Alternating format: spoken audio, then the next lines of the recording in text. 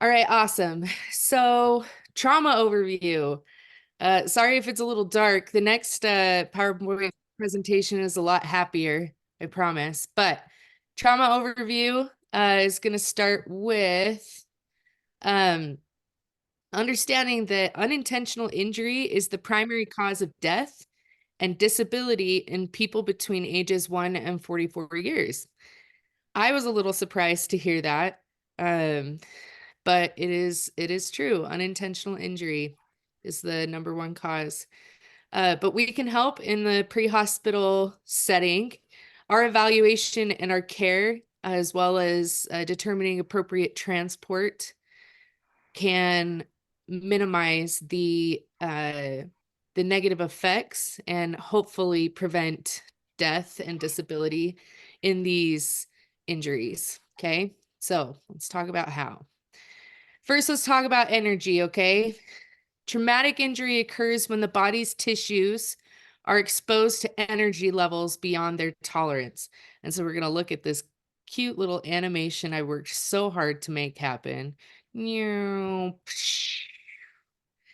Different forms of energy cause different types of trauma. I hope everyone was impressed because that took me like 20 minutes to figure out. Okay? So when our it's kind of like a water balloon, you know? Sometimes, I don't know if this ever happens to you guys. Maybe it's just because I have a weak arm, but sometimes I'll throw my water balloon at somebody or something and it just kind of bounces off and then just rolls on the ground. And then they end up picking it up and throwing it back at me with much greater force that makes it rupture all over me. It's kind of that same idea. It's not until the organs or the tissues are met with too great a force that uh, they can't hold themselves together that becomes a problem. Okay, and we can get traumatic injury. All right, mechanical injury. Oh my gosh, mechanical energy. All right, this is motion, energy from motion. So this is things from motor vehicle crashes, falls, gunshot wounds, things where something is moving and it strikes a person. Okay. So, but the two types of energy that fall in mechanical energy are potential and kinetic. Okay. Hopefully this is taking everybody back to like 7th grade when we all learned about potential and kinetic energy. I got to do a fun little roller coaster assignment in my science class where we had to learn about this stuff. I don't know. I thought it was a little extra, but it was fun. Anybody been on the Cannibal at Lagoon? That is a sick ride. I love that ride so much.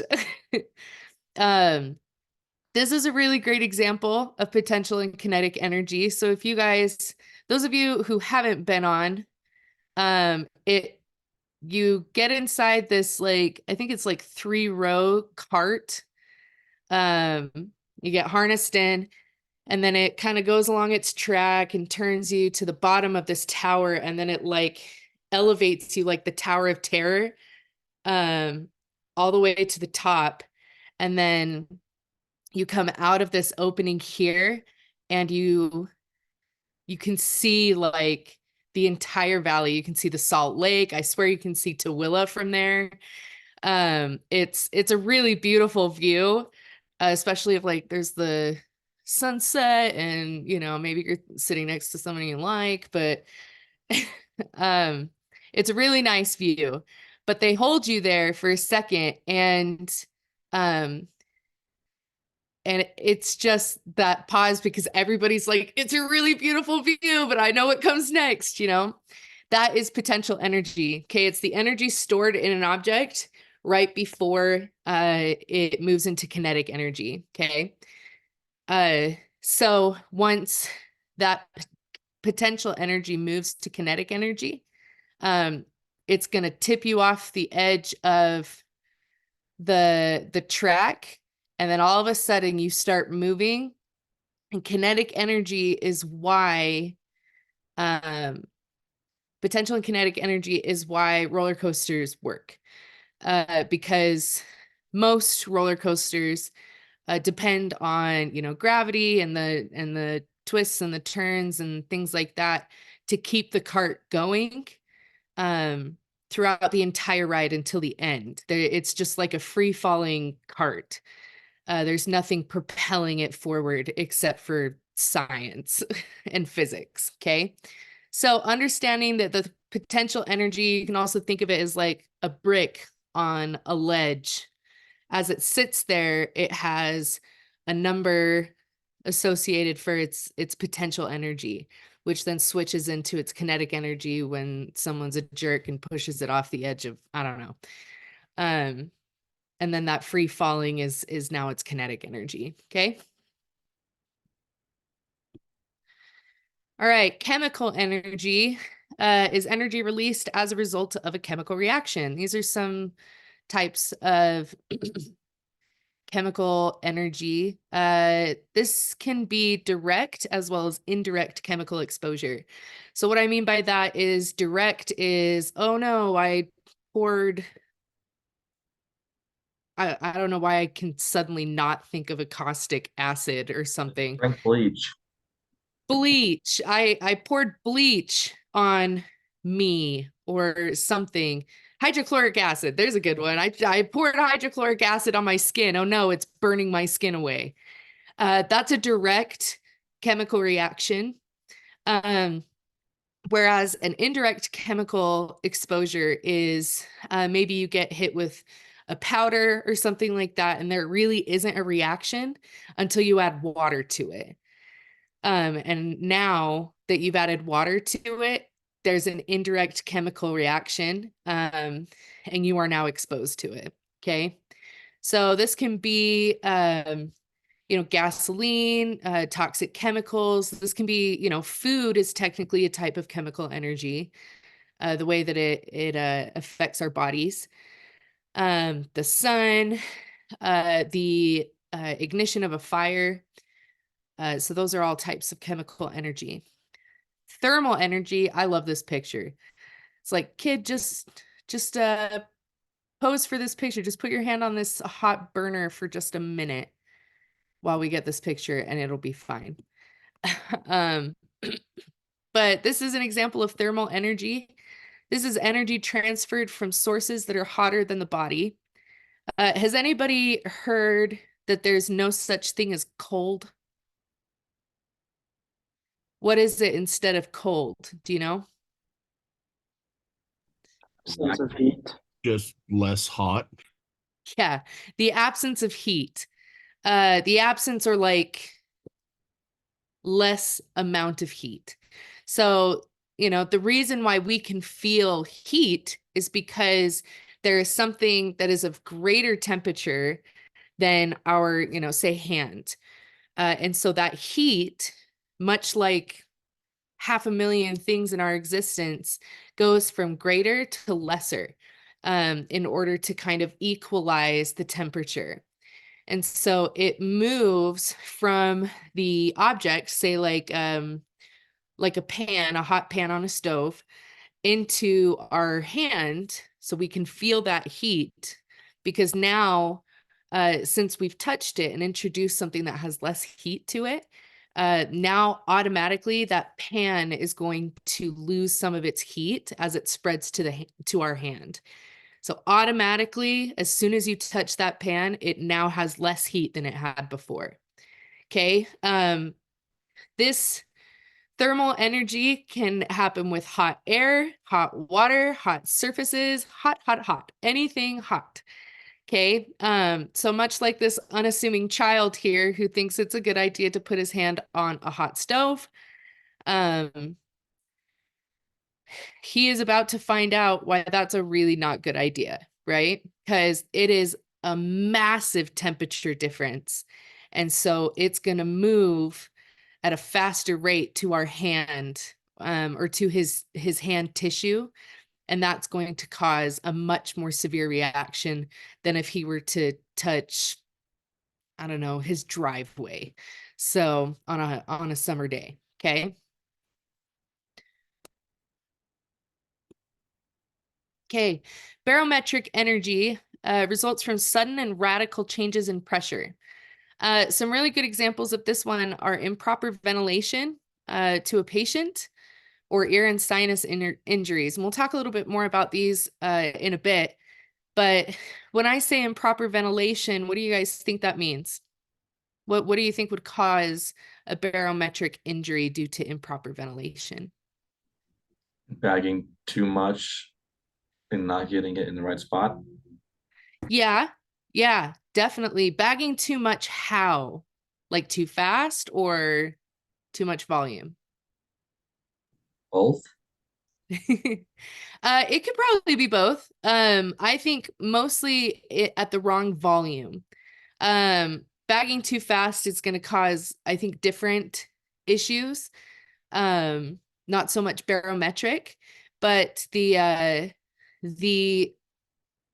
wrong tidal volume that we are using to bag our patients with can cause barotrauma or a barometric injury. Okay, so I think about a really sad story that I heard where a mom found her like 1-year-old baby not breathing, and so she went to give this baby rescue breaths. And what does she do in this very stressful situation? She takes a big breath and she unloads that big breath on this baby.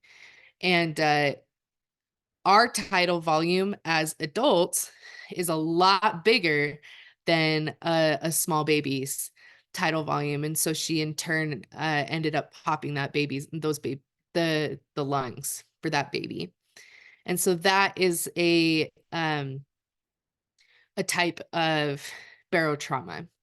Ear and sinus injuries. I know one time I like slid into a pool just the perfect way, that I created the perfect vacuum that just went whap right against my ear and it ruptured my eardrum. That is a type of barometric injury or a trauma due to barometric energy. Okay, does that make sense? It'll come up in a little bit as well as we talk a little bit more. I can't remember if it's this slideshow or the next one.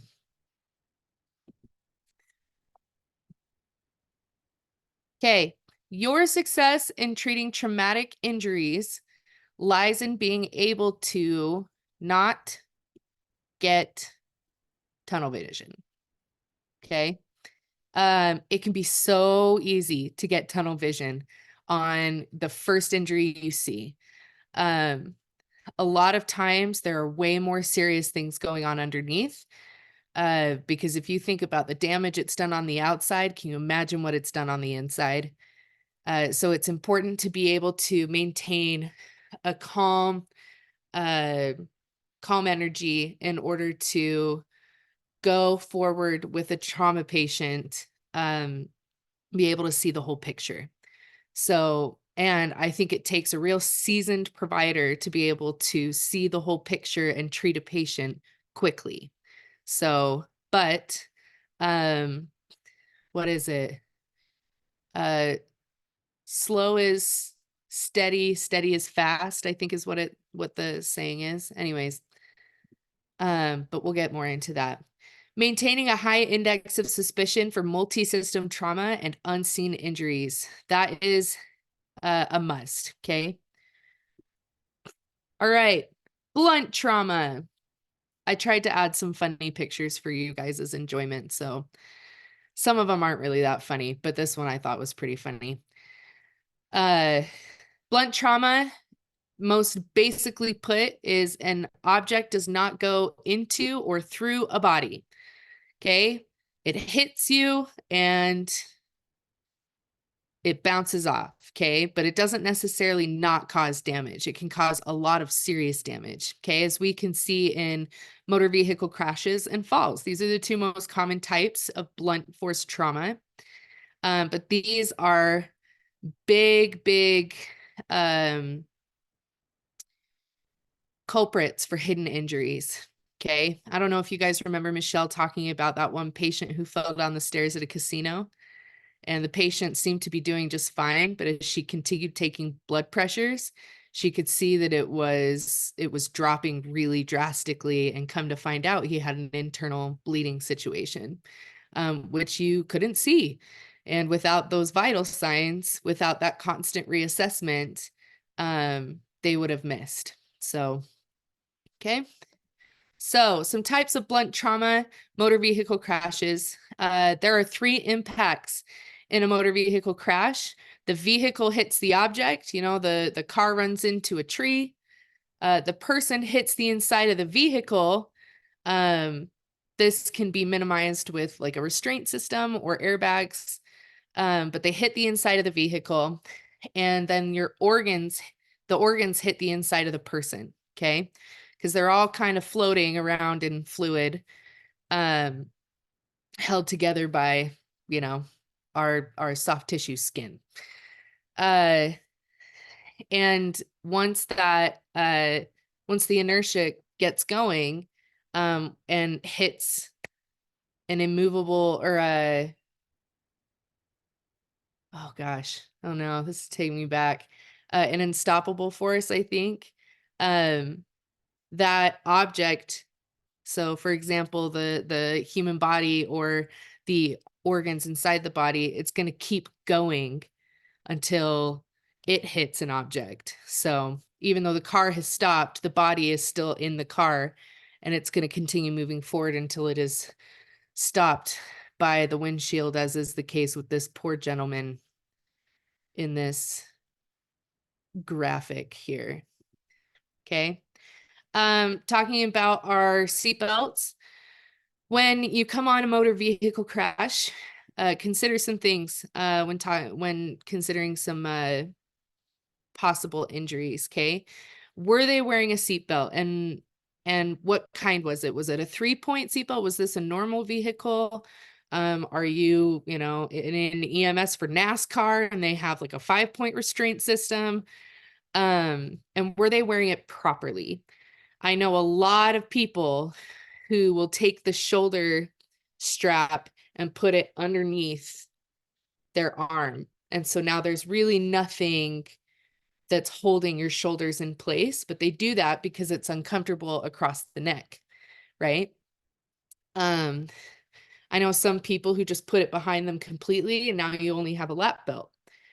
I know people who don't even wear one, and frankly, that's a dumb idea, and you should never do that. So if you don't wear your seatbelt, that's stupid. Start wearing your seatbelt, okay? Were there airbags? Did they deploy?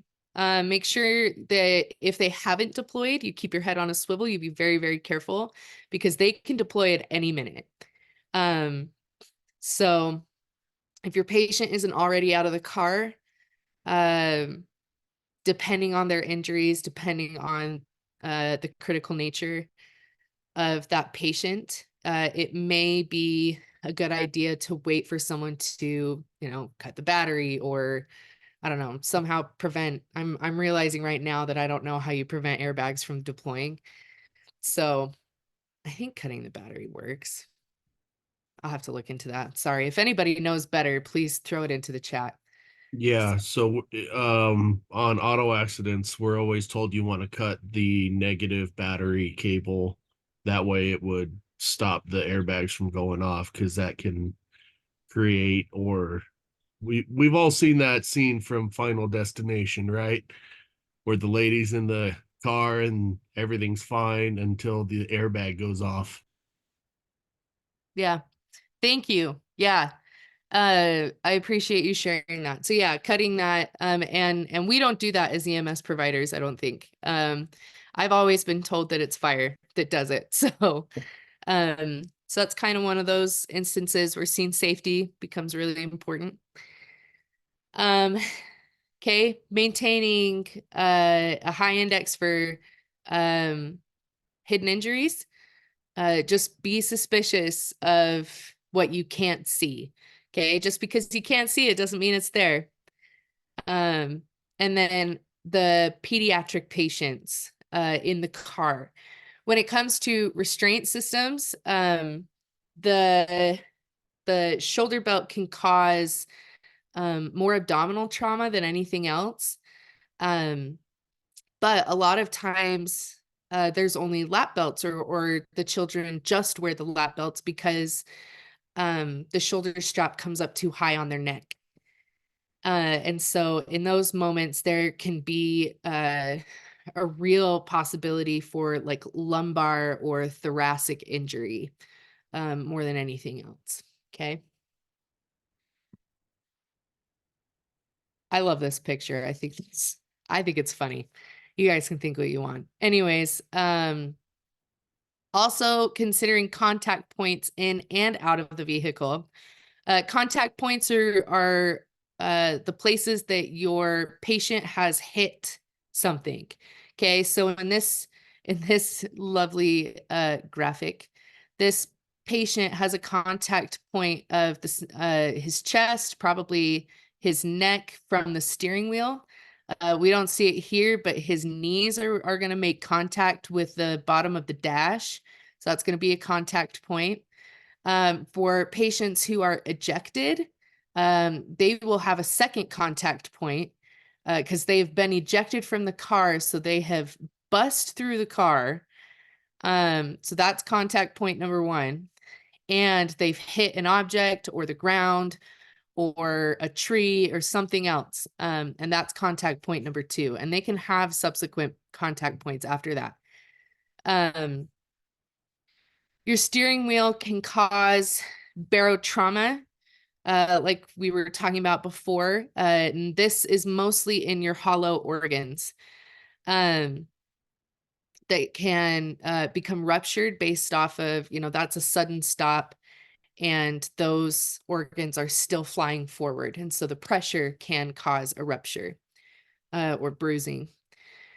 And then you can see a ring of chest injuries on your patient, either due to the steering wheel or the seat belts as well. So making sure that we are uncovering our patient so we can determine all of the possible injuries. Most of the time they won't care if you cut their clothes off because they're in so much pain. Other times they'll be like, no, my socks. We did have a guy who was like, please don't cut my socks, anything but my socks. And we're like, okay, we can save your socks. Everything else has to go. But if you're with racers, the racing uniforms that they have, those are really expensive, especially like motorcycle racing or dirt bike racing, I think is really what it is. But making sure that we're exposing the body so that we can hopefully find outward signs of inward problems if there are any. But we're not going to be able to do that, A, without exposing the body, and B, without touching and listening to our patient's body. Okay. Don't take that the wrong way. We'll teach you how to palpate a trauma patient if you don't know how to do it already. Okay. Here's some things that can go wrong when your chest either hits the steering wheel or something else in a motor vehicle accident. You can have a compressed aorta from everything pushing up against the front of your body from the sudden stop of your vehicle. Same with a compressed vena cava, compressed lung. This one over here has been ruptured. So here's the hole. And so now the pressure balance is totally off. Over here, you can see some bulging muscle in the supraclavicular area, as well as the intercostals. Our pleural space is filled with air. Our diaphragm is a mess. And then, of course, that puts a lot of stress on our heart, okay? Just from one sudden movement. All right. That really is just from the frontal crash aspect, okay? Let's talk about rear end crashes. What we want to start considering in these situations are whiplash type injuries. Most of the time, whiplash type injuries aren't super serious. It's mostly a muscle strain. But depending on the force at which the car was hit or stopped, those whiplash injuries can become pretty severe. We want to make sure that we're palpating and assessing the cervical spine and surrounding tissue. We want to consider the possibility of an acceleration injury of the brain. This, excuse me, this is basically what this diagram is here. Okay, so in our brain, this is just like a small segment of your brain. You've got gray matter here, you've got white matter down here with your axons. This is how it normally is.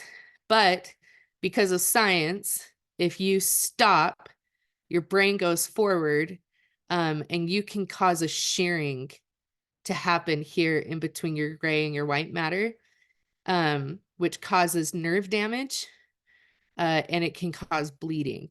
Okay. And so those shearing or acceleration injuries can be extremely dangerous, and you can't see them because you know, hopefully, I mean, they haven't fractured their skull, but this is extremely dangerous because of the ever increasing intracranial pressure. Okay, and then like I said before, if they're only wearing a lap belt, then they are probably more susceptible to lumbar and thoracic injuries than anything else. All right, lateral crashes coming from the side. Again, whiplash type injuries, just in a different direction. We want to be aware of possible neck rotation and lateral flexion. Okay, so we want to know, because golly, I want to say that Michelle said this in last class, that our natural response is to tense up when we see something coming our way.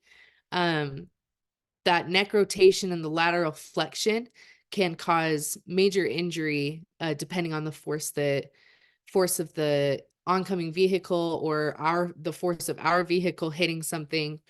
So we want to make sure that we're palpating, we're talking to our patient. Any intrusion to the vehicle means there's a high probability of lateral chest, which is the side, okay? Because lateral is outside, medial is inside. So lateral chest and abdominal injuries on the side of impact, okay?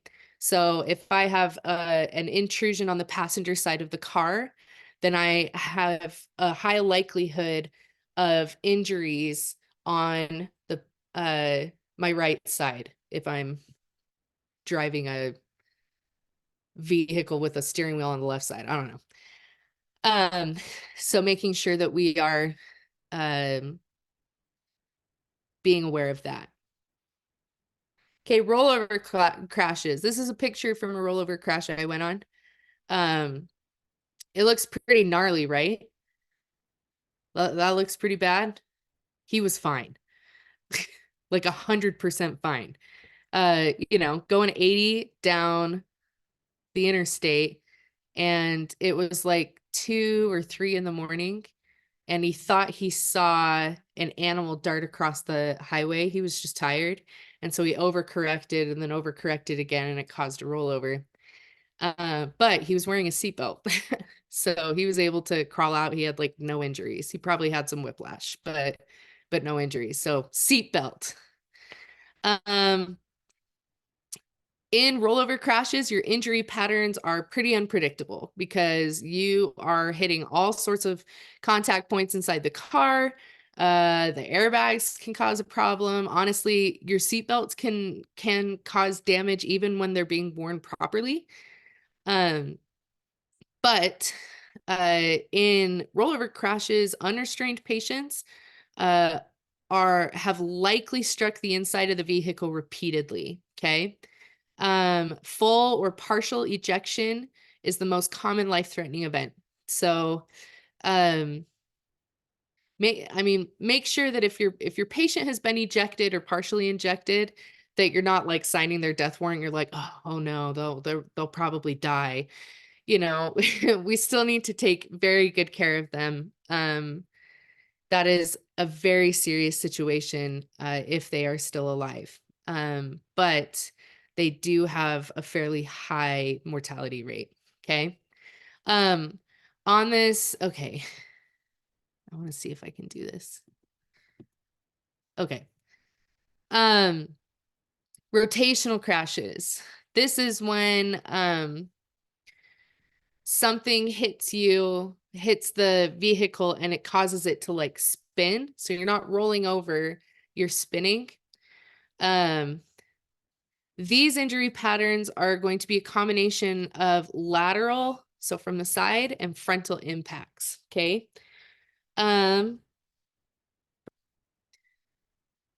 Making sure that you have 3-point restraints, so that you're wearing your seatbelt. These are going to be massively effective at preventing injury. So we're going to watch this very short clip of this car right here.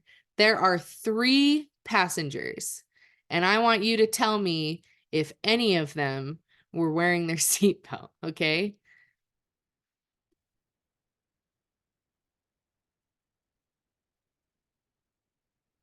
Did you guys see? Did you see No, all they 3? didn't. You what? So no, they didn't. No, none of them. Did you guys see all 3 passengers? It I saw took me a 2 for minute. sure. Yeah. Initially, Yeah, so here, let me see if I can pause it at the right moment. Whoop, bam. So there's one guy, obviously. He came either over the side or to the side of this vehicle. Dang it. No.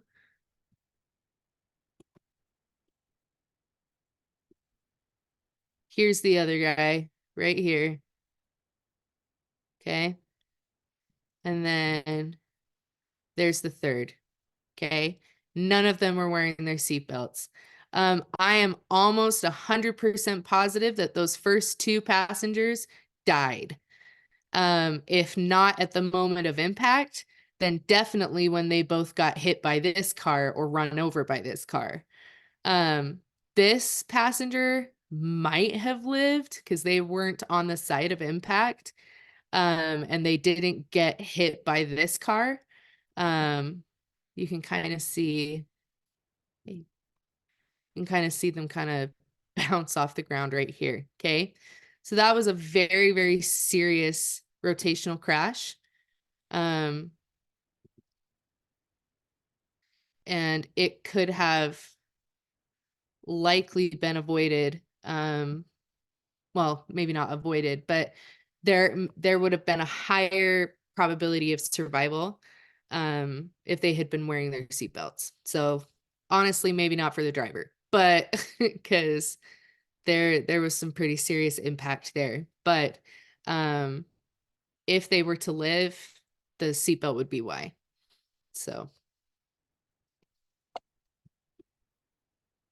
All right. So we've been talking about vehicle versus vehicle crashes. Let's talk about some things to consider in vehicle versus pedestrian crashes. Okay. This also has 3 phases of impact. This is when the vehicle hits the person rotates and hits the hood of the car, or any part of the car, really. And then the pedestrian hits the ground. Okay. This injury pattern depends on the height of the person and their body positioning. So are they facing the car? Are they facing away from the car? Is it a side impact? Is it, a short person? Is it a very tall person? Because if you've got a very tall person, then, a vehicle is going to take out their knees. If it's a short person, then, they're probably going to have a lot of axial trauma. Okay. So that's a good example of knowing you're using the height of your patient to your advantage and, ultimately their advantage. when considering a vehicle versus bicycle crash, our evaluation is pretty much the same as in a vehicle versus pedestrian incident. But we do want to, if we can, we want to investigate the damage to and the position of the bicycle. Okay, that can tell us what side, maybe if our patient is unresponsive and they don't have any obvious injuries, investigating the damage of the bicycle, the damage to a helmet, can help us determine where the initial impact happened. Okay. These patients have spinal injuries until proven otherwise. All right. So they get spinal immobilization precautions. Because and this is actually a really good example of distracting injuries. They could be feeling their broken leg and not even be considering their broken spine. Their broken leg is gonna be fine for the most part. You know, the biggest fear with broken bones in the appendages are your greater vessels. So a possible internal bleed or external. But your spinal injuries, you know, the bleeds can be stopped. Spinal injuries get the spinal cord and the brain involved. And if you injure those, you're gonna have a whole host of problems on your hands. And they may be facing some lifelong deficits. So being overly cautious of spinal injuries is going to help your patient in the long run. It is better to assume that they have spinal injuries and they don't than it is to assume they don't have spinal injuries and they do. Okay. Motorcycle crashes. Anybody in here have a motorcycle? No? I saw I it. do. I ride a motorcycle. Yeah? Daryl. That's terrifying. Hey, it's called job security. You're right. You're right. I'm not disappointed. I think motorcycles are great, and I'm sure that you're really great at riding them. Do you wear a helmet? I'm gonna call you out. Most of the time I do. There are times that I don't. Like if I'm just running real quickly down to the fire station, I may not throw one on. But if I'm like Daryl. actually going to be on the road, then yes, I have my helmet on. That's good. Did you know that in the state of Utah, it is not required to wear a helmet on your motorcycle, which frankly, I think is asinine. But Like head trauma. what? Be like head trauma here in Utah. Yeah, I guess. But so I work on the border of Nevada and Utah, and in Nevada it is required. And so a lot of our Nevada Highway Patrol will just nail motorcyclists driving in from Utah, who aren't wearing helmets, and they'll ticket them like crazy. Um, but I'm really glad that you wear your helmet most of the time. I hope that everybody who is on a motorcycle or knows somebody on a motorcycle will encourage them to wear a helmet all the time. I heard somewhere that most vehicle or motor vehicle crashes happen within like 10 miles of your home or where you start, which I thought was crazy. But it's true. So, um, So in a motorcycle crash, we want to make sure that we have a very thorough cervical spine assessment. A big reason being that they have no interior vehicle to stop their body. Okay, so if they're depending on the type of collision, um, that can create a greater opportunity for cervical spine. Um, Honestly, all spine injuries, uh, we should have a high index of suspicion for it. We want to make sure that we have a really good assessment of the cervical spine. Why? What nerve is in our C through 5? Comes from our C through 5. What does it innervate? So our diaphragm, right? Our breathing.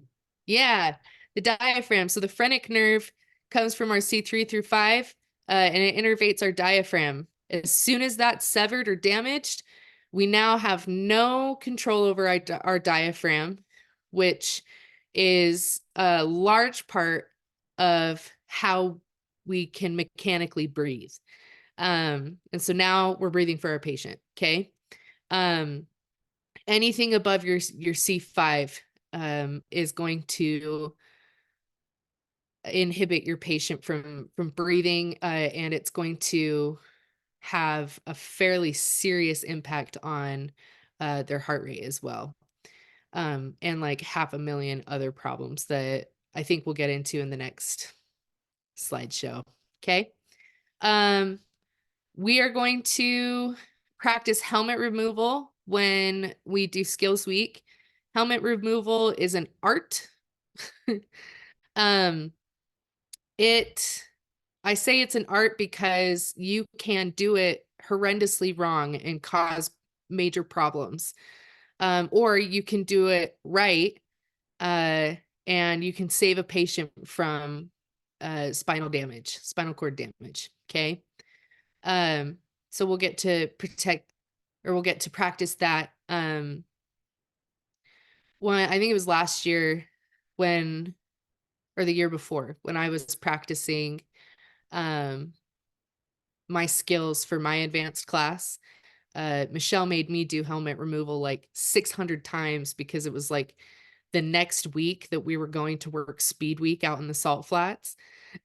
She's just like, you will know how to properly remove a helmet. And I was like, yeah, okay. Please let me sleep. I'm just kidding. It was great. Types of motorcycle crashes are your head-on collisions. That's pretty self-explanatory. An angular collision is basically the force comes from a different, either like a diagonal angle or a lateral angle to the motorcycle. Ejection from the motorcycle, if they come flying off their motorcycle, that's its own kind. And then laying the bike down. Does anybody know what laying the bike down is? I know Daryl probably does. It's the worst thing in the world. It's probably really scary. It's this picture right here. It's a technique that our motorcyclists are supposed to learn and hopefully become quite adept at. But it's supposed to prevent a worse accident from happening. So either they lose control, or they can see the chance for a head-on collision or an angular collision or something. They learn how to lay the bike down as they are moving, which then allows them to kind of stop, and the bike will keep going for a distance, but they don't keep going with it. It's like a controlled fall. So is this, I'm just curious, is this skill something you have to learn to get your license as a motorcyclist, or is it just like, I don't know. That's a really So good. when I had to get my license, it's not necessarily a skill because they're not going to ask you to lay your bike down because it'll obviously Right. cause damage to the bike. yeah, And the But person, it is depending a on what you're wearing. skill. Yeah, it is a skill that you kind of want to know, or at the very least have a plan on how you're going to do it. mm, In the years that I've ridden, I've had to lay the bike down twice. And both times were to avoid collision with a vehicle. So, one of them I was coming across an intersection and the person didn't see, so they made a left turn in front of me. I hit the Mm-hmm. brakes, but I was still skidding, and it Mm-hmm. was either I stay on the bike and hit them, or you just slowly lean to the side and kind of kick yourself away so your leg doesn't get trapped under the bike. Had a massive bruise on my thigh, but it also saved me hitting the car and going up over the car. Yeah. Yeah, it's definitely a technique that can save lives. I suspect people who are professional motorcyclists or dirt bike riders are definitely taught and made to be proficient at the skill because they race, you know, they compete a lot. So, but as horrendous as it is to the bike, and you know, if you are just like a, I don't know how to say it, like a residential motorcyclist, a non-pro, you're probably not wearing this leather suit that this rider is wearing. So you can sustain some pretty serious road rash. But better than being ejected. So yeah, so a good skill. Um, so just like in vehicle versus pedestrian, or sorry, bicycle crashes, looking for deformities of the motorcycle, finding our side with the most damage, the distance of the skid in the road. So like Daryl was saying, he was skidding for a while, and if he hadn't have used that technique, he would have ended up running into that car and probably being ejected. The skid marks that his bike made would be a really great piece of information for us. It is something that officers will look at in order to determine how fast someone was going. The deformity of stationary objects or other vehicles. So, you know, maybe they didn't hit a car, maybe they hit a tree, they hit an icy patch and ran into a tree or a post or a curb. So investigating the deformity of those objects, as well as the extent and location of deformity in the helmet. Okay. The helmets, especially these days, are made especially to absorb the amount of force that a rider will experience if they were to crash. And it absorbs that force so that that force does not get transferred to the skull and to the brain. You probably won't be saved from a concussion because the way you keep anybody from having a concussion is you wrap them in bubble wrap and tell them never to move ever in their life. But you do protect yourself from skull fracture, and more severe injuries like a brain bleed or shearing, things like that. Just with it diffusing a lot of that force, it'll minimize the amount of force that goes into your head. Okay. I want to think. I want to make sure that I hit everything on that. Okay. So, Are there any questions so far? oh, I was just gonna say, not everyone does it, but most motorcycle riders, you know, the biggest piece of advice you're ever given is dress for the slide, not for the ride.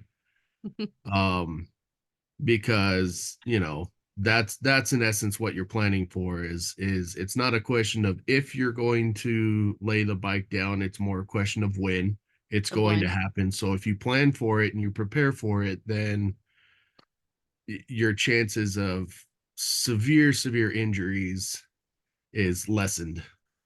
Mm-hmm. Yeah, that's a really great saying. I'm gonna try and remember what my dad says, that when the moment to perform has come, the time to prepare has passed. And he told me that like my first semester of college, which regrettably was a very long time ago. But it was basically to get me to study harder, which it didn't. But that can be used in any kind of situation. So like this, what Daryl's talking about, it is much better to prepare and not need it than it is to find out you need it and not be prepared, right? And that is a mantra for life, is it not? I know that a lot of times that governs my decisions in EMS, because you know there we'll get a patient who's fallen and hit their head, but they're drunk. And so it's like, is their altered mental status because they're drunk, or is their altered mental status because they hit their head? And there is no way for us to know that. And so in those moments, it is much better for me to treat it as a serious head injury than and it not be than it is to treat it like, oh, they're just drunk, and then it be a serious head injury. Okay. And sometimes that takes a lot of compassion for your less intelligent patients. So, okay. So moving on. Especially when they're Oh, go ahead. fighting you in the back of the ambulance trying to take the C collar off. Yeah, that's why we had have that. restraints. Yeah. Yeah. We had a lady that fell out of her RV and was intoxicated. She was throwing up red, which is, after asking more questions, we realized it was like a berry like wine cooler and some red wine. So we're like, okay, It's thankfully better, there's not but like an intestinal bleed. But yeah, the whole way to the hospital, she was fighting the C collar. mhm. It's not comfy. It is not a comfy experience for sure. Ray, were you going to say something? Yeah, so I guess it's kind of a question of what we're taught versus like real world. Mm, Would assume like with a motorcycle incident or something, if it's almost like a walking wounded type of situation where they're up and they're moving, but it's obvious sign that something pretty crazy happened. Do we treat them like we're assuming basically that they're injured until we can rule out that they're not? um, Um, go ahead. Sorry. no, that's mostly it. Just Yeah. Um, I will, I, I want to say that I always do this. Sometimes, I'm not on my A game, but, I feel like we should. We always want to, consider some of the worst possibilities and hope for the best than it is to um, consider the best and encounter the worst. In a walking wounded sort of situation, in any of these situations, you're going to get a lot of information from their GCS score and their alert and oriented score. Okay. So asking questions, asking them to do things, squeeze my fingers. Do you feel me tapping or scratching your foot? Who's the president, whether you like him or not? That's one that we ask a lot. What town are we in? What color is the sky? I like to ask you, you've probably heard how many quarters are in a dollar. I like to ask how many quarters are in $1.25. It makes people think more. mm, Um, and yeah, so questions like that will help determine their GCS score. Um, and a lot of times, if there is something more serious going on, at least neurologically, that will typically come through in their GCS and ANO times score. Oh, sorry. They just got called out, but it's not me. Um, okay. What was I going to say after that? Oh, when it's a case where it's like internal bleeding, internal injury, um, and their GCS 15 ANO times 4, you basically get on your knees and beg. I think I've talked about the patient who had a broken injury or a broken ankle and was definitely in shock, likely hemorrhagic shock, because he was losing a lot of blood. His BP was low, but he was GCS 15 and ANO times 4, and he didn't want to go to the hospital. And I mm, was just like, I can't tell you how many times I was like, please let me take you to the hospital. Please let me take you to the hospital, please. Um, before he finally decided to go. But there are some patients where they're like, no, nothing's wrong. I'm fine. I don't need to go to the hospital. And you're just like, okay, I'll probably be responding to your cardiac arrest later. So, and basically give them well wishes. So Right. that's kind of an indirect answer, but I know that for me, I want to assume that there's something more going on, and just find out that there's not. So Gotcha. yeah. Because when you prepare yourself for that, you're thinking of the possible treatments, the possible plans of action that you can take. Whereas if you're not expecting anything serious, and it ends up being serious, it usually catches you off guard, and all of a sudden your brain panics because it's like, wait, I wasn't ready. So, anyways, I'll stop beating a dead horse. Yeah. Thank you. Sure. And not thank you for stopping, but thank you for answering the question. No. I appreciate the distinction. It makes me feel better. Okay. Another common type of blunt trauma is are falls. Kind of goes without saying, but we will reinforce it anyways. Greater fall means a greater chance of injury.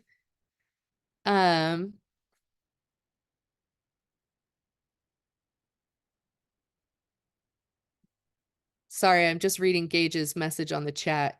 That's scary. Don't you love it when you're right? Yeah, he had a patient yesterday with a migraine and high blood pressure. Didn't want to go to the U, but we convinced him to go to the local hospital. He ended up getting life flighted with a brain bleed.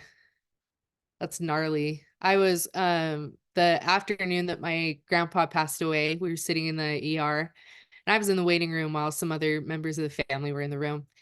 And I remember this woman wheeling an elderly gentleman into the ER in a wheelchair. She said, yeah, he had a fall a couple weeks ago. And then, today he just hasn't been himself. He just has been really dazed, won't talk to us, won't move. And I'm sitting there and I'm like, oh no. So yeah, your falls can cause some really bad problems. I suspect. Oh, and she said, yeah, that he had a fall a couple weeks ago. And so I suspect he had a slow brain bleed. Oh no, sub. Oh no, subdural hematoma. Um.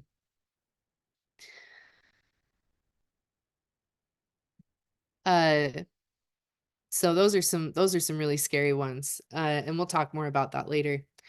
But internal injuries pose the most danger in your fall patients. So brain bleeds, like the guy that fell down the stairs, he had I think she said a lacerated liver, even ruptured hollow organs, can pose a threat with, sorry, I keep hearing their pager go off. Can pose a threat with acid leaking onto your other organs. That can cause a problem. Okay, so in these falls, we want to take into account the height of the fall. The height of the fall means it does not include your patient's height. So that always confused me in the beginning until somebody was like, no. You may have a 6 foot tall patient who falls down and hits their head, but it's still considered a ground level fall, even though their head fell from 6 feet. But the height of the fall, was it off of a platform? Was it off of a tree? Was it off of a ladder? What type of surface did they strike? Was it pavement? Was it grass? Was it sand? Was it, foam? Were they in like a gym and they have those foam pads? The type of surface struck can help determine the severity of injuries as well as the locations of injuries. Which part of the body hit first? When you have pediatric patients, their head, compared to the rest of their body, is much heavier. And so a lot of times that's going to be what hits first in a pediatric patient, because they're just big old globe sinks to the bottom and hits the ground. Very sad. But they're resilient. Anyways, but yeah, the part of the body that hit first, you may have someone who jumped from a platform and landed on their feet, and that caused damage to their legs or to their hip joints, things like that. How large was the surface area of impact on the body? Okay. So for example, falling and hitting my knee is different, is a different kind of injury and a different type of severity than falling and hitting my calf. So, the surface area of that impact is much smaller when it comes to the kneecap. And so a lot more force is driven into that one area. Whereas if there's a larger surface area of impact, that force is diffused across that surface area.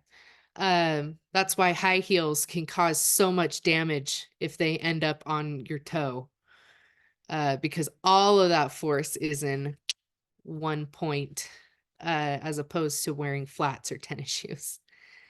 And then we also want to be aware of why they fell. Did they lose consciousness? Did they just lose their grip or their balance? Were they lightheaded? Could this be a hypoglycemia, hyperglycemia, hypotension, hypertension situation? Let's think about the greater picture. In that case with the gentleman who broke his ankle, it happened because he fell out of a casino chair, because he lost consciousness. And so one of the things that helped convince him to go to the hospital was, yeah, you broke your ankle, but we don't know why you passed out and we don't know if it'll happen again. And so you take a huge risk driving by yourself for 2 hours if that happens again. And you would likely kill yourself and your wife in the car. And so that kind of kicked him in the right direction, because he didn't want that, of course. Okay.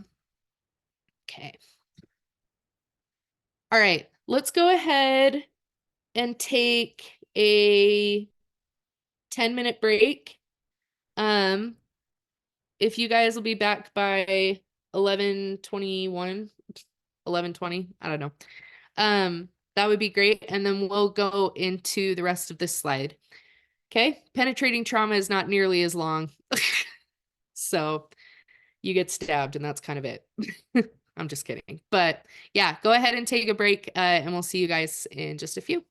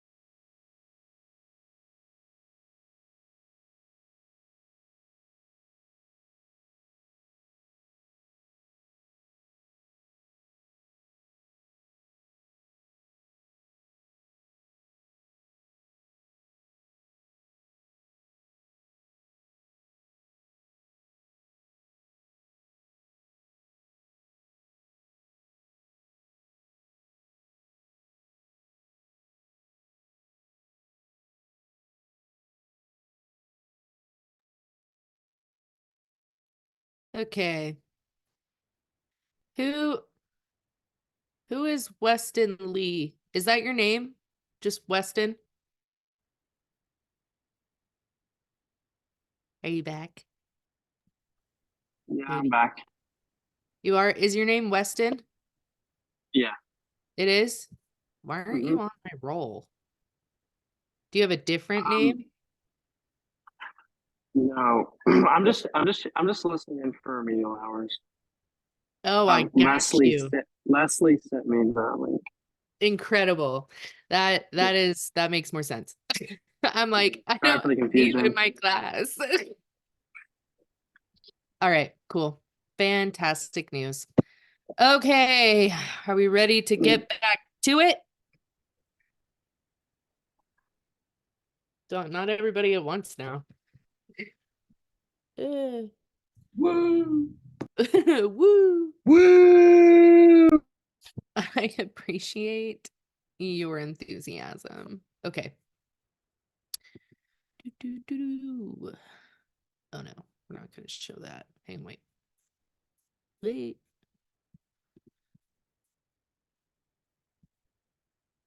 What?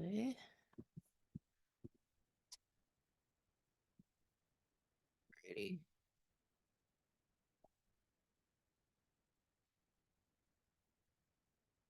Trauma. Don't you love it?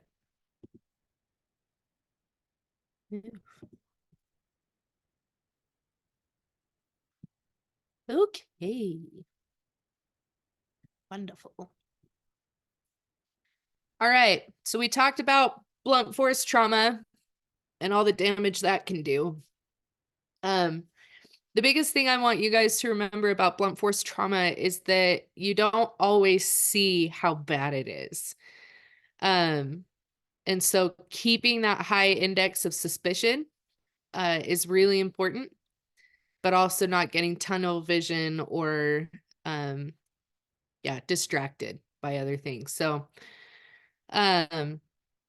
constantly be reassessing your patient, because a lot of times it's going to be the vital signs that clue you in, and their neurological and mental state.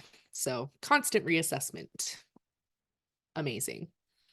Okay, penetrating trauma. Instead of the object just hitting the body, the object goes into or through the body. Okay.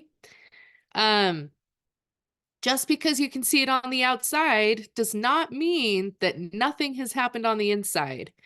If anybody's familiar with shooting guns, the bullets can wreak some serious havoc on the inside and have like nothing to do with the entrance and exit wound.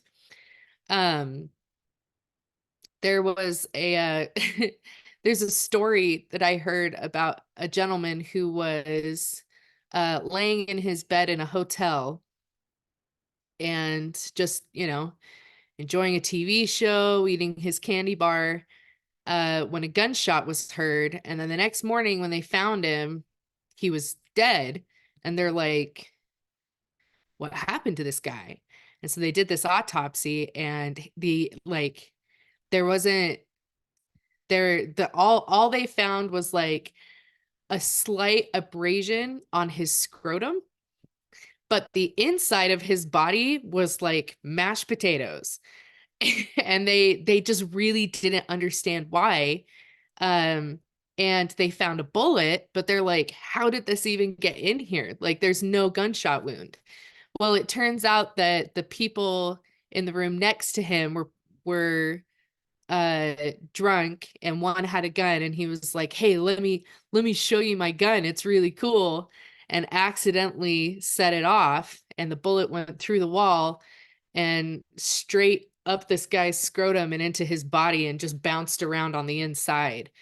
And so it's just kind of one of those like, wow, really? And they didn't figure it out for quite a while. They had to like reinvestigate for a long time. So I just thought that was interesting and slightly comical. Probably not to him, but so yeah, your hidden injuries can be just as severe in the case of penetrating trauma as it would be in blunt force trauma. Okay. Your traumas can be classified as low, medium, or high impact injuries. For example, your low impact injuries are going to be things like a knife wound. Yeah, exactly like that, Cameron.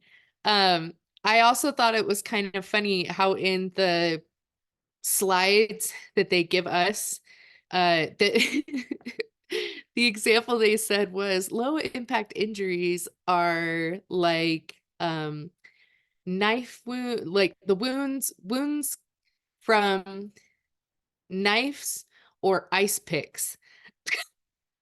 And I was like, okay, there's probably a few other things I would have thought of before ice picks, but I guess, I mean, it counts.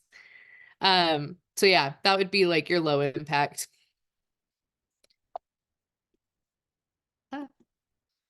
Okay. So talking about gunshot wounds, internal injury may have nothing to do with the entrance or exit wounds. It's important for us to find all the entrance and exit wounds, not just so that we can treat them, but so that we can like take inventory. It's good information to give the ED when you transport your patient. And if there's an odd number then or more entrance wounds than there are exit wounds, then you know that a bullet is probably still in the body that needs to be removed. Okay. Different bullets cause different injuries. I personally have little education when it comes to guns and bullets. I have been improving. I have been shooting because I think it's good. But if you're familiar with any of these types of bullets, then, you know, feel free to chime in. There are frangible type bullets. These increase damage from fragmenting. So you get quite a bit of debris that shoots around the inside of the body. A hollow point bullet will expand as they enter the target. We'll talk about cavitation, I think, next. And so that can exacerbate the problem of cavitation. And then your full metal jackets are, these cause less damage than fragmented rounds. But I suspect that that is because the fragmented rounds fragment and that causes problems. So cavitation. Okay, so when you have a gunshot wound, goes into the body and hopefully out of the body. I don't know about hopefully. I don't know if it's better or worse, frankly. I think they're both just as bad. But your bullet makes a pathway into / through the body that creates a cavity. But there's two different types of cavities that are created. There's the permanent cavity, which is that permanent pathway that the bullet creates, you know, in cartoon land, somebody gets shot and you can see through their body. It's like a perfect tunnel, which I guess makes it comical. But what we don't see is the temporary cavity that forms from the impact of, or from the force of impact and the velocity of the bullet that is going through the tissue. That force kind of like, I'm trying to think of a good example. I don't know. All that's coming to mind is like if you have an aircraft that flows really close to a body of water, it doesn't touch the water, but it does cause kind of a dip in the water just from the separation of air as it's, you know, passing over. And it causes that temporary cavity in the water just from the velocity and the sheer force that the aircraft is giving off. So it's kind of the same idea with your bullet. that force and velocity is going to create a temporary cavity that will bounce back and form the permanent cavity, which does not bounce back. So, okay, any questions about gunshot wounds? Fantastic news.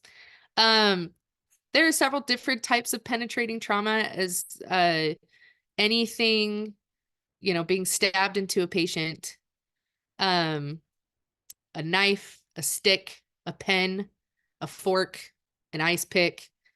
There are many, many possible weapons that can be used. Bow and arrow, an arrow. That's a good one. That probably would be one I'd put before ice pick. But these all are pretty much treated the same way if they are still embedded in the person. And we'll end up hitting on that more a little more later.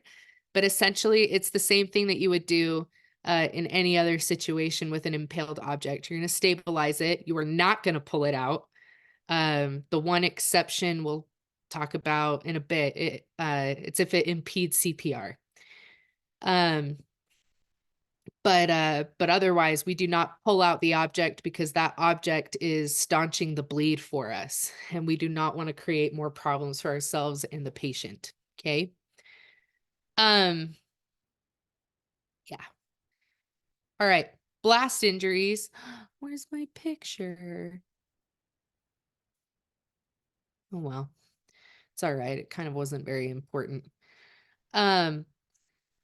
Okay, blast injuries. I mean, it was kind of important. All right. Blast injuries have several different levels, or probably better said, rings. So if you think about the point of impact, oh, I don't have anything here. If you think about the point of impact, so the point of explosion. Oh, I have an iPad. Hang on. Sorry, guys. I was counting on my picture. Apparently, it was a lot more important to me than I thought it was.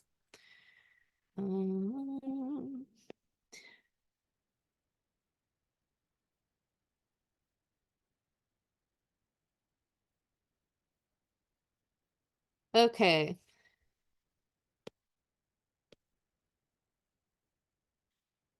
If I have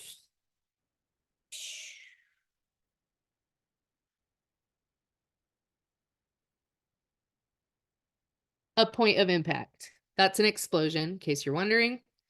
Okay, that is our center. Okay, and let's see,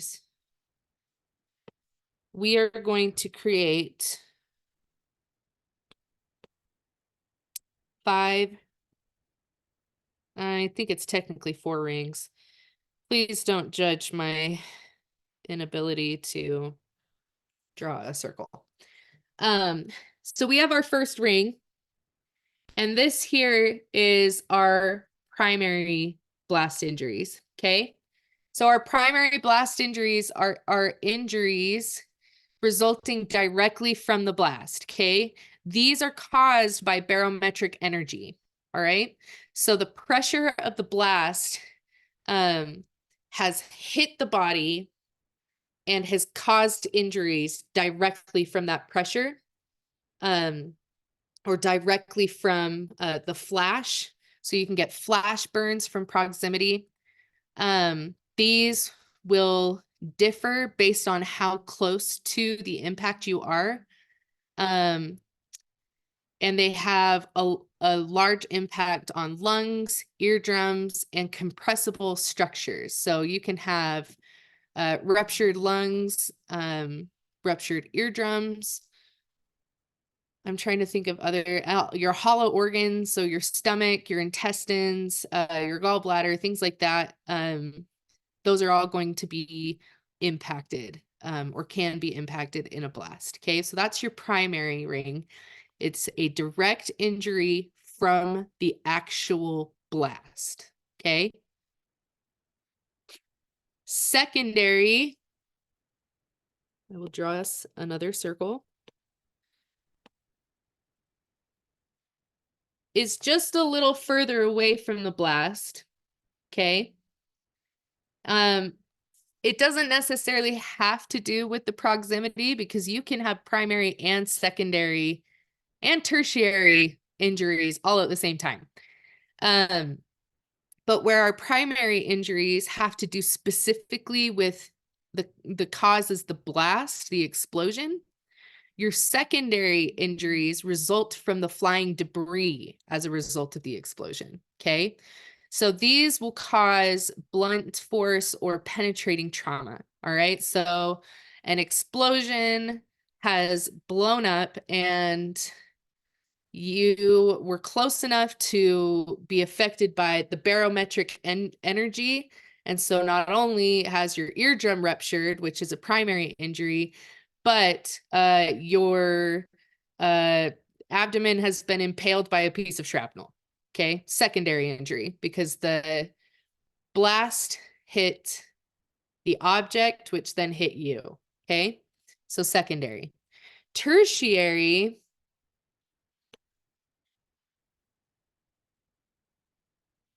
Ooh.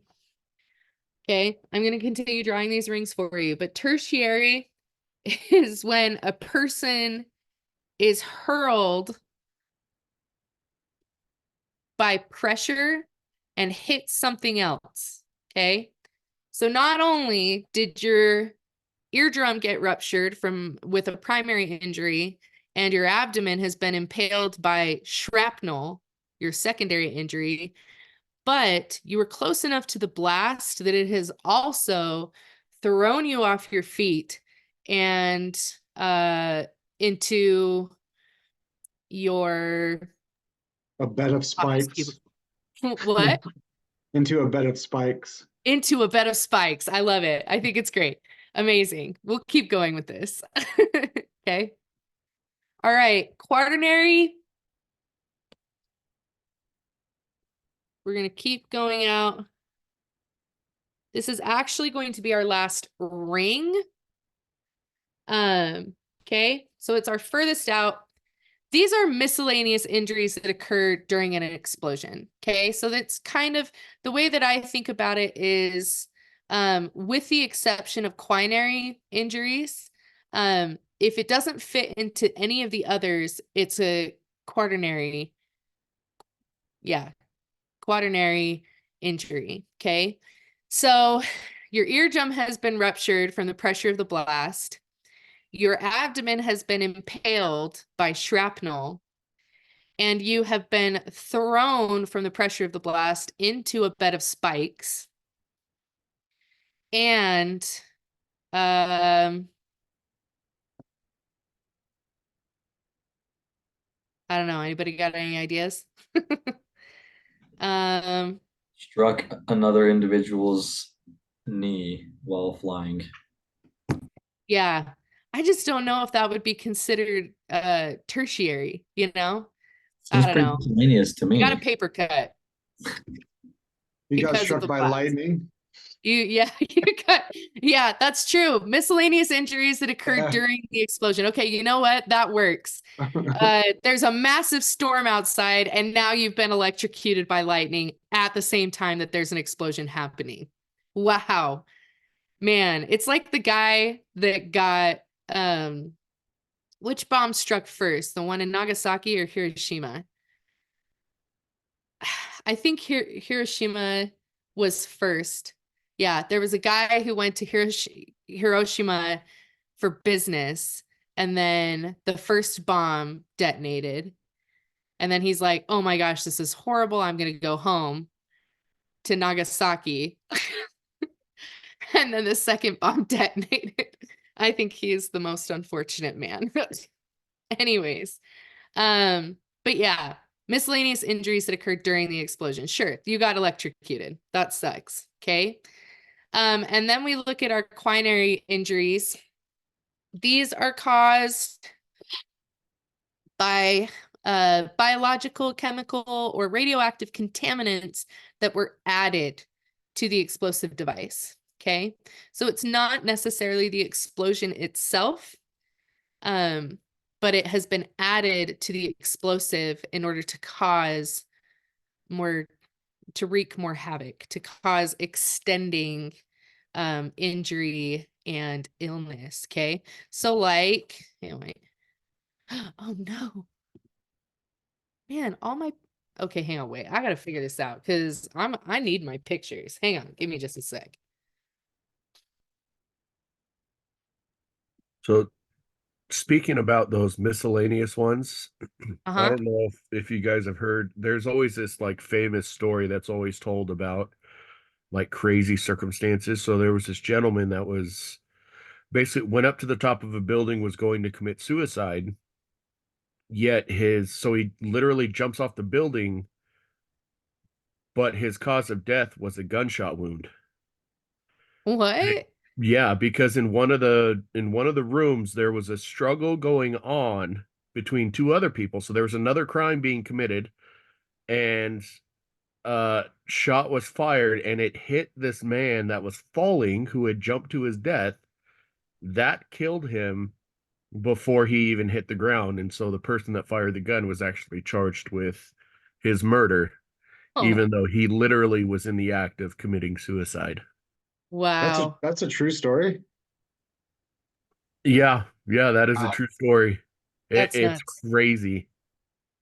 That's crazy. What a coincidence. All right, my I'll pictures are working. I'll see if I can find the like where the story is, and Sorry. I'll put a link in the group me. Sure. All right, this was my very important image that I wanted to show you guys. So yeah, your primary, secondary, tertiary, and quaternary. And then your quinary kind of happens afterwards. This is the one, if anybody's seen Spider-Man, then it's this guy. It's what this guy did or was trying to do. He detonated an explosive, which actually was not like an explosive, but it exploded into the air and turned everybody into lizards. So, but then Spider-Man flew in and, swung in and saved the day. So it was great. Wonderful news. All right. Our hollow organs, I brought it up before, but our hollow organs are most susceptible to blast injuries. Okay. We can use the patient's ears to help determine other barotrauma. Okay. So if our patient is complaining of ringing in the ears, difficulty hearing, loss of hearing, or if there's any secretions from their ears like blood, or CSF, anything like that, then there is a high probability that there are other barotraumas involved. Okay. Because if there was enough pressure to rupture the eardrum, then there may have even been enough pressure to rupture a lung, in which case that's going to develop over a short amount of time. So where a ruptured eardrum is really not a big deal, it heals on its own. Most of the time, a ruptured lung is a much more serious problem that we want to be aware of, especially because we can decompress it, unless you live in Weber. If you work in Weber, somebody ruined it for you guys. They decompressed a kidney. So you're not allowed to decompress. Okay. Your pulmonary blast injuries, these result from short range exposure. Okay. So these are going to be your primary injuries because they're resulting specifically from the pressure generated by the explosive or the blast.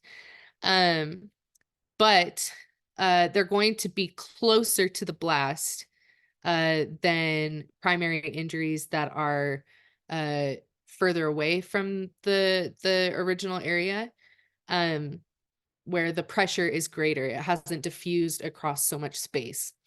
Okay. Some of the injuries that you may come across are a pneumothorax. Pneumothorax, that's when there's air in the thoracic cavity, usually from a ruptured lung. Rapid onset of pulmonary edema. So there's fluid that's gunking up your alveoli, and that can set in pretty quickly, especially if there is a lot of dust and debris to be inhaled. Your body's going to react pretty fast to try and get rid of that. Okay, and then an arterial air embolism is simply when it's like a clot, but it's not a solid thing. It's air, like an air bubble that just gets into your circulatory system, which can cause a whole lot of problems. It can cause death. So that's something we want to be aware of as well. Our hollow versus solid organs in barotrauma or blast injuries. Our solid organs are typically safe, unless they are impacted by something else causing blunt or penetrating trauma. Okay, but when it comes to the pressure, they're pretty safe. You have to be pretty darn close for them to experience anything life-threatening. But your hollow organs are totally different. You're popping a balloon basically, but inside your body, and you have several balloons inside your body. I know I mentioned some before, but can you guys think of what hollow organs do you guys know about?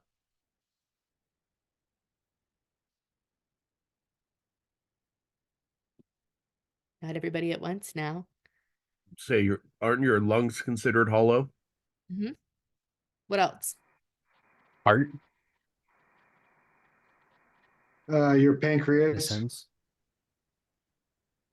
There are, I don't know. I don't know if the heart is considered a hollow organ. I guess I it don't think would it be is. because there's space, but I'm pretty sure the space is filled with blood. So yeah, So like our there's no air liver, in it. What? our liver, our pancreas. Your liver is not a hollow organ. Like Oh. your stomach or like your digestive tract. Your bladder, Oh yeah, okay. anything with air in it, anything that literally is like a balloon.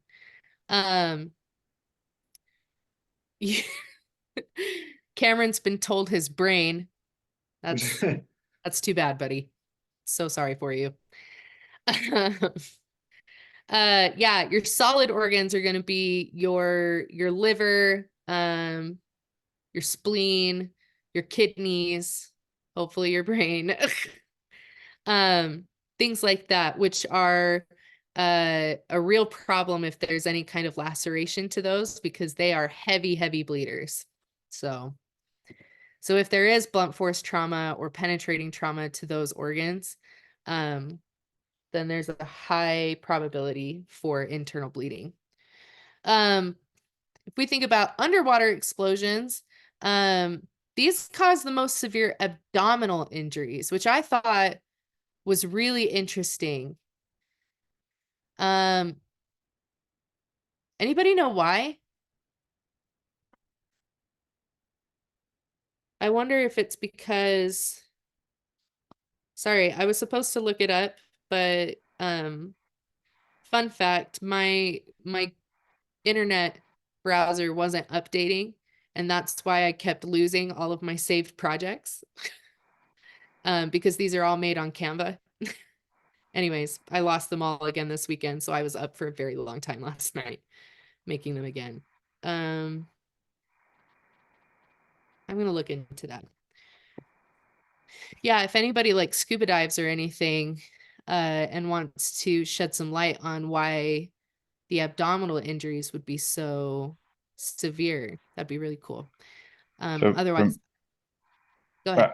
I think I have an idea. So from what I understand, water isn't compressible. So whenever there's that explosion, it just travels right through the water. It's almost like you're like connected to the explosion.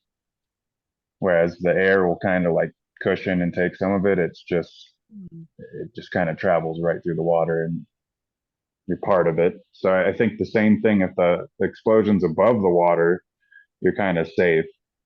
But if you're in the water with it, kind of transmit into you. Oh Is yeah. what I understand. That makes sense. And probably the abdomen is most affected because there's the most hollow organs there. And so there's the most compressible space. So I wonder if that's why. Anyways, I'll try and remember to look into it and we can share our theories next class. Okay. Neurologic and head trauma are the most common causes of death from blast injuries. Okay. Your brain is floating in fluid. Okay. So it's not completely still, which is why we can get concussions. It's also why you can get coup contre coup injuries, from your head, like in an accident, your head flies forward and your brain hits the inside of your skull, and then it comes back from bouncing back, and then your brain hits the back of your skull. That's a coup contre coup injury. And with the pressure that emanate from the blast, you can experience brain injury as well as head trauma. And with how quickly those can escalate, there's a high likelihood that the patient will die. But we'll do our very best to save them. Okay. All right, multi-system trauma. I mentioned this at the very beginning of the slide because we want to avoid tunnel vision that has us focused on one singular injury. Because multi-system trauma, especially in something as large scale as like an explosion or vehicle crashes, if the patient is under strain, then you're going to have multi-system traumas. Many different causes. Okay. The first thing we want to be aware of is our scene safety. What caused all of that trauma? And are we safe to come on scene in order to treat our patient? Okay. Do we need additional help, either from additional personnel, or do we need different or more advanced equipment? What is the mechanism of injury? Did they get in a car accident? Was it a gunshot wound? Was it an explosion? Was it, I don't know, was it a fall? Things like that. We want to make sure that we are evaluating, reassessing, and maintaining the airway. Okay. Because our airway is life. And if we can maintain the airway, our patient has a pretty high chance of surviving with fewer deficits. Because as soon as we remove the oxygen from the brain, we may be able to keep their heart circulating, but without that oxygen, we can cause some long-term deficits. So being able to sustain that flow for our patient is going to go a long way if they survive. Making sure that we are super aggressive with shock therapy. Who remembers opt for shock? OPTT. Anybody?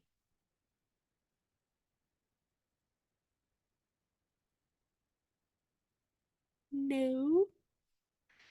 You guys may not have learned it in your class. But opt for shock is, you know what? No, Ray, I know you learned it. You were in Michelle's class.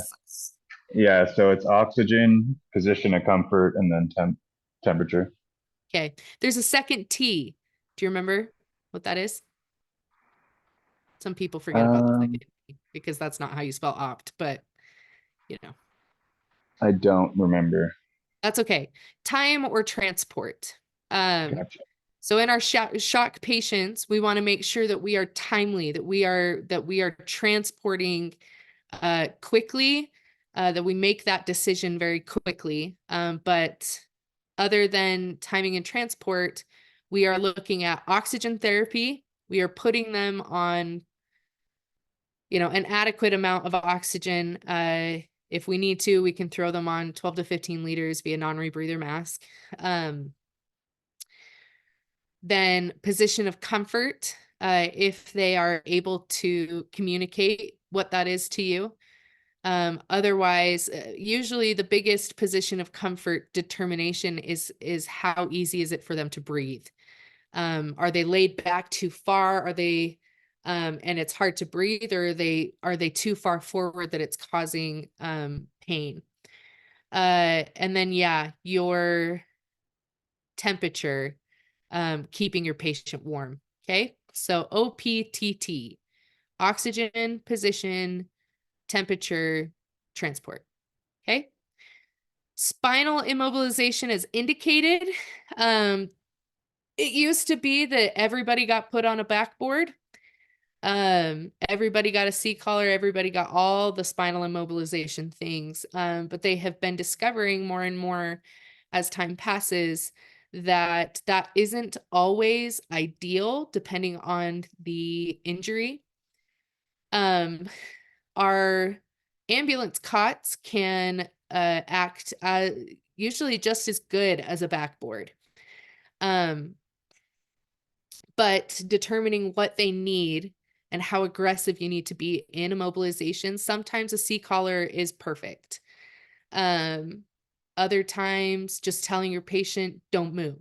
Other times, you need the full-on spider straps, the head bed, all the things. So making sure that you follow your agency's protocols as well as NREMT protocols with spinal immobilization. If you can obtain a sample history, it needs to be obtained during transport. That's not critical information that you necessarily need before you package the patient and go. If they can talk to you during transport, that's the time to do it. Critical patients may need paramedic intercept or air transport. So knowing when to make that decision and then standing by that decision is going to be important as well. That also goes with that whole tunnel vision thing, remembering that you have resources and that you can use them is going to help save your patients. Okay, so all of that was a lot of information. If we narrow it down to just a little bit, they give us AT and TNT. Assess, triage, treat, transport. Okay. You have to assess your patient first. You can't go straight to treating them. That can be really easy, a really easy mistake to make when you look at a patient and they are bleeding profusely from their head. When in reality, there's a much more dangerous situation going on with their femur. There's an internal bleed from their femoral artery. Their head injury is just a distraction.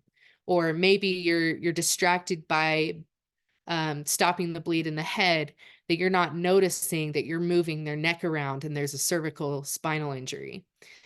So assessing, being thorough while being quick, is the most important very first step, okay? Because that's going to be able to give you your plan moving forward. Triage your patients. If you have more than one patient, if it's an MCI, knowing how to triage and re-triage is going to benefit you, your agency, as well as the patients who are in critical condition. You're going to treat your patients per protocols, and then you are going to make transport decisions in a timely manner. Okay. All right. The trauma lethal triad. These are the major contributors to death in patients. Okay. Metabolic acidosis. So there's too many hydrogen ions, or what happens in cellular lysis. Anybody remember? It's always the fault of blank.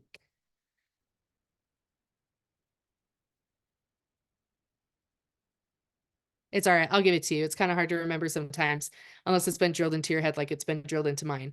It is always the fault of cytokines. It is always the cytokines, okay? You get crush injuries, You open up your body to the death of cells, which then create cytokines, which then create a more acidic environment within your body. Okay. So cytokines are muy mal. Okay. Coagulopathy, either the body's inability to clot or the body's overability to clot. Clots can form and become dislodged in movement, creating pulmonary embolisms, can create cardiac embolisms, DVT, things like that. And then hypothermia is a big one. And I feel like it's kind of easy for us to forget because we may not be cold, but your patient who has lost blood, has been through an ordeal, is getting cold. And that cold is going to cause their body to shut down. Okay. So acidosis, hypothermia, and coagulopathy are our biggest contributors to death in trauma. All right, when we come to management of our traumas, this is in general over all our traumas. We'll go into more specifics each week. So like today we'll talk about our head injuries, neck injuries, face injuries, spinal injuries. We'll talk more specifically as we get more specific on the type of injury. But as for trauma overall, we want to make sure that we are aggressively controlling all the bleeding, okay? And I should say like all severe bleeding. You may have a light bleeding and your patient isn't on any blood thinners or anything like that. That may not be as critical to stop. But being aware of how badly your patient is bleeding from where. I've had a patient who I just didn't really think about it. Now looking back, I would have used a tourniquet. Because by the time we got to the hospital, he wasn't dying, but he probably would have improved more if I had done a better job of stopping the bleed. So aggressively control all bleeding. Limit your on-scene time to the minimum required. Ideally, we want less than 10 minutes on scene, okay? When it comes to trauma, a lot of their problems aren't going to get solved in the pre-hospital environment, okay? What we do is we stabilize them enough to get them to a hospital who will stabilize them more to fix the problem, okay? We want to make sure that we can quickly identify the criteria for a critical patient. What separates our critical patients from our non-critical patients? We want to look at our mechanism of injury, okay? Where is the level of danger? What's their level of consciousness? Are they less than GCS 15? Are they not alert and oriented? And then, of course, their threats to their ABCs. Investigating their airway, their ability to breathe independently, and of course, their circulation. And that also kind of morphs into shock as well. Where are they with shock? If we can determine what stage of shock they're in, whether they're in compensated shock, decompensated shock, or irreversible, that will also contribute to whether or not you have a critical patient, okay? What's our transport decision? Are we going to take them by ground? Are we going to take them by air? And then how do we decide on the destination we should take them to? So we need to know our hospitals, what their trauma levels are, and if there are any specialty hospitals that we should be taking our patient to instead, okay? So ground versus air. Ask yourself these questions. Is the distance to the trauma center greater than 20 to 25 miles? Does a patient need advanced life support level care? Okay, so advanced EMT or paramedic. If they're fine with 2 basic EMTs, then they don't need ALS level care. Are the traffic conditions less than ideal? What time is it during the day? Are you in the middle of Salt Lake City? I mean, if you're in the middle of Salt Lake City, you probably wouldn't use air, but if you're in the middle of, wow, I can't think of any other cities. Logan, Utah. They just Anybody they, what? they just used a life flight in Lehigh for a guy that Yeah. fell off his roof. I imagine because they want to go to a trauma center, and that's in Salt Lake or down here in like Provo. Yeah. Um, yeah, that's a good one. I know that in Logan, it doesn't matter what time you're there, there's always traffic on Main Street. I think it was made like one of the 10 most dangerous streets to drive on in Utah. So it's pretty awful. So traffic conditions, I live in Logan and I can confirm that. amen and a hallelujah. Yeah. It's awful. I would much rather take uh a longer pathway just to not have to deal with cars because they're also terrifying. So, anyways, the closer hospitals, are they not available or are they inappropriate for the patient and their needs? Okay. Is this a mass casualty incident? Do you have more than one patient? Do you have more than 2 patients? Do you have more than 5 patients? And so then triaging your patients as well as their needs is going to determine whether or not you take them ground versus air. Are the EMS systems letting you down? Sometimes if the EMS system is delayed, then air transport is going to be the way to go. Okay. If these are yes, if some of them are yes, if one of them is yes, whatever it is, then they should go by air. At the very least, or when in doubt, you can call your medical control. There have been several times that I have called the University of Utah and I'm like, look, here's the situation. I'm kind of going back and forth about air transport. What do you guys think? And they'll ask you a bunch of questions. And then they'll say, yeah, no, it's probably fine if you just drive them in which case get a name that you can put in your report, because if it's not fine that you drove them in, you want it to be somebody else's fault. Okay. We use air medical a lot out here in Wendover because everything is greater than 25 miles away. We only run ALS crews. We don't run BLS crews. The closest hospital is in Tooele, and it's a resource hospital. It's not even a trauma. And so in trauma situations, if they're critical, then that is not where we're sending them. In that case, it's going to be either Salt Lake City or Murray. Anyways, so yeah, AirMed, Lifelight, Reach, we love them. Okay, let's talk about our trauma destinations. All right. This is according to, and now I'm going to botch it. Hang on. ACS COT. I had this down last night. Hang on.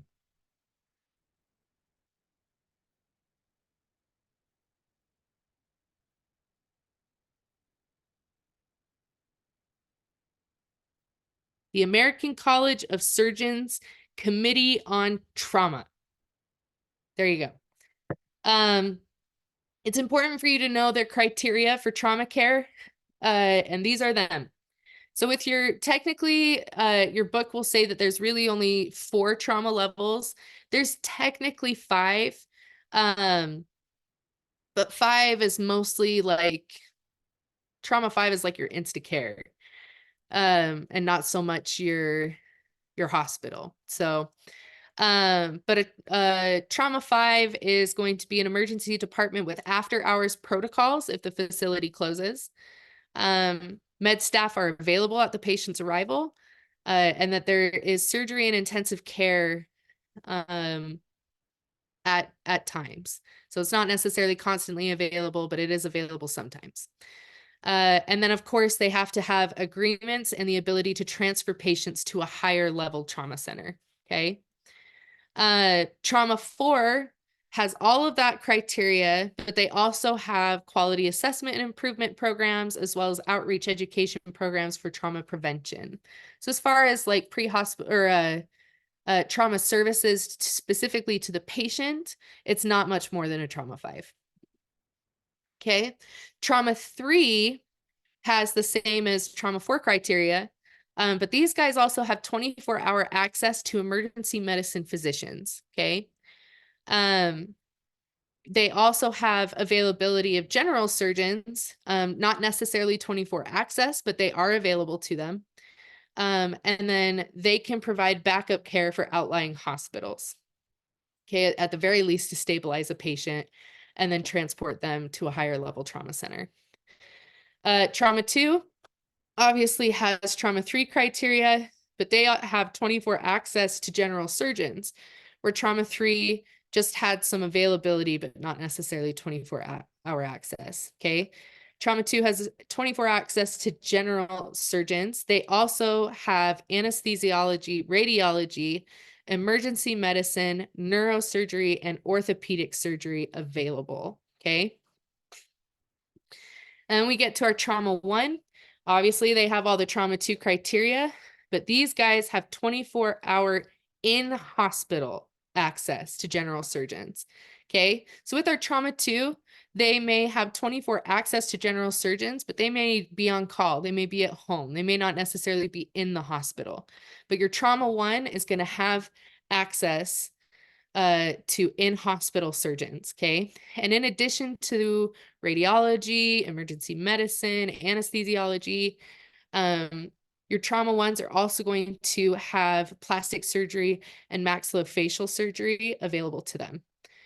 These are also usually teaching hospitals and research hospitals in trauma management and prevention. And usually in order to qualify as a trauma 1, they have to evaluate and treat a minimum number of patients each year. Okay. All trauma centers are verified as either an adult or a pediatric trauma center. Okay. They're also may be separate. So it may be the same trauma center, but they may have separate institutions isn't the right words, but like floors or departments or whatever, where pediatric is separate from their adult. Okay. So what is in Utah? We have trauma 1 and trauma 2s. These are the ones that are worth mentioning, at least for our purposes, usually. Okay. We have 3 trauma 1s. Okay. We have the University of Utah Hospital, which is in Salt Lake City.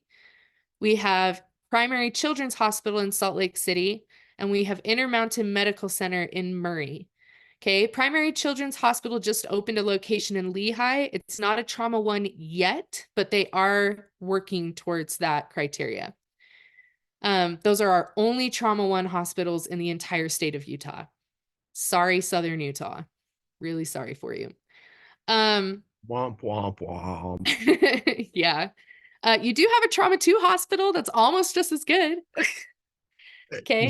Yeah, can't complain too much about that. We have 5 trauma 2 hospitals in the state of Utah. Ogden Regional, McKay-D, St. Mark's, Utah Valley in Provo, and St. George Regional in St. George. Okay. Trauma 1s and 2s, the biggest difference between the 2 is how much availability they have to resources. Trauma 1s, 24-hour availability to just about everything you need in a trauma situation. Trauma 2 doesn't necessarily have 24-hour availability, but they do have access and they can get you to a trauma 1. So trauma 1 facilities also act as referral centers for the other trauma centers. So they can, so much like they can be our medical control. It's kind of like the equivalent to that with the other trauma centers. So it's important that they know what they're doing. Oh, I hope this works. Yeah. So this is a cool map I found. Hello? Oh, no, don't look at my email. Oh no. All right, hang on, wait.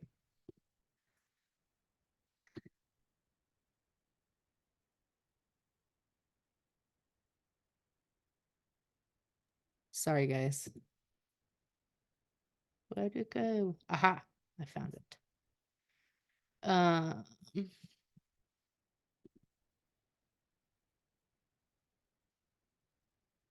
Yeah, so this is a cool map I found of trauma centers and hospitals in Utah.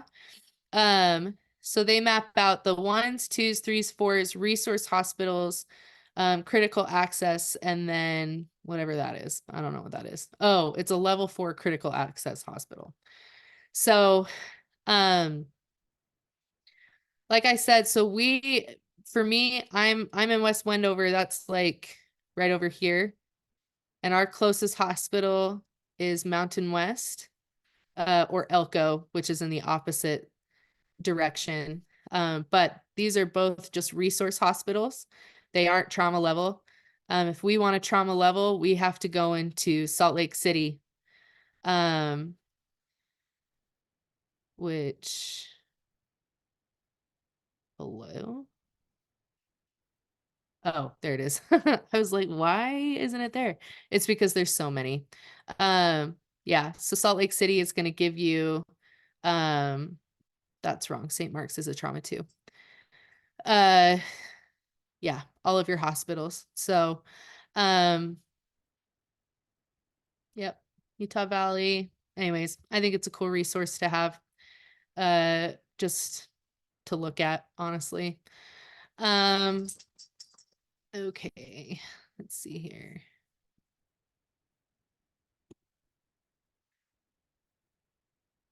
Okay. All right.